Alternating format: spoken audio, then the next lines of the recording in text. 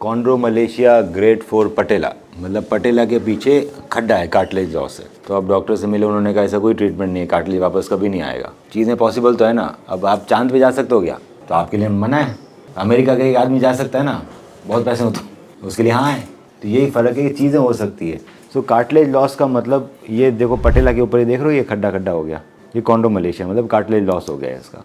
पहली चीज़ तो ये हुआ क्यों हुआ, इसलिए क्योंकि हमारा पटेला ना उठ के चलता है जब हम चलते हैं। तो अगर हमारी वीएमओ मसल वीक है, वास्टस मिडिलिस ऑब्लिकस, या मेरे हिप के फ्लेक्सर्स वीक हैं, हिप के अराउंड की मसल्स वीक, वीएमओ और क्वाड्रिसेप्स दोनों ही वीक है, या क्वाड्रिसेप्स स्ट्रांग है, वीएमओ वीक है, तो हमारा पटेला चिपक के चलने लग जाता है। चिपक के चलने लग जाता है तो बड़ा धीरे धीरे घिसने लगता है, तो उखड़ जाता है।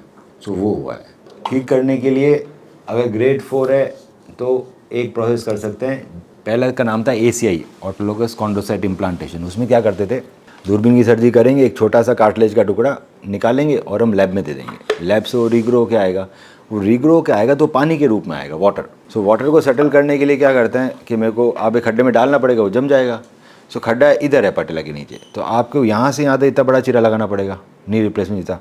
फिर पटेला को उल्टा करना पड़ेगा। उल्टा करने के बाद वो खड्डा ढंग से साफ़ करके उसमें पानी डाल दो, जो रीग्रो क्या है कार्टिलेज सेल्स, तो जम जाता है। तो ये ओपन सर्जरी है, काफ़ी बड़ा निशान पड़ता है, जितना नी रिप्लेसमेंट होता है उतना बड़ा निशान पड़ता है। फिर बहुत लंबा रिहैब चलता है। आजकल ये लोग कम करते हैं क्योंकि बेटर टेक्नोलॉजी आ गई है।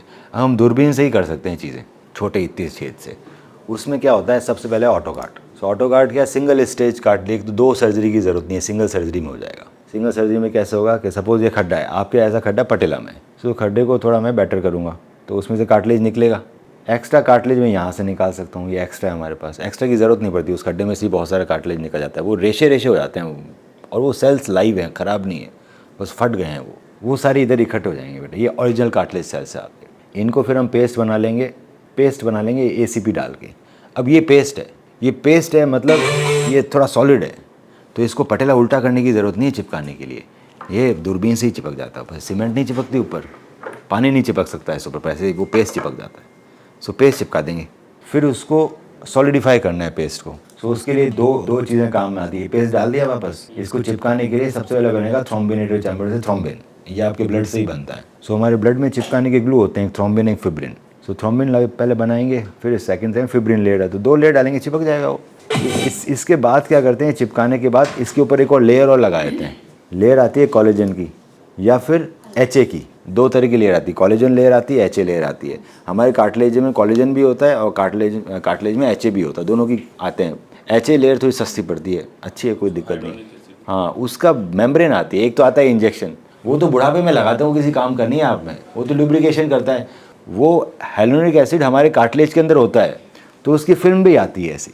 सो कार्टिलेज सेल्स के ऊपर उसकी फिल्म चिपका देते हैं, तो कार्टिलेज सेल कभी निकल ही नहीं पाएंगे ना। कार्टिलेज डाला और फिर फिल्म चिपका दी, सो कार्टिलेज सेल वहाँ दब गए, वो बन जाएंगे वापस नए। जैसे हमारा हेयर ट्रांसप्लांट होता है, यहाँ से उधर यहाँ लगा देते हैं। बोन ट्रांसप्लांट होता है, कहीं से बोन हड्डी टूट गई यहाँ से, तो इस तरह से ये कार्टिलेज ट्रांसप्लांट है। हाँ, बिल्कुल, आप यंग हो ना, बुढ़ापे में थे ना गए हो, आपके छोटा खड्डा है।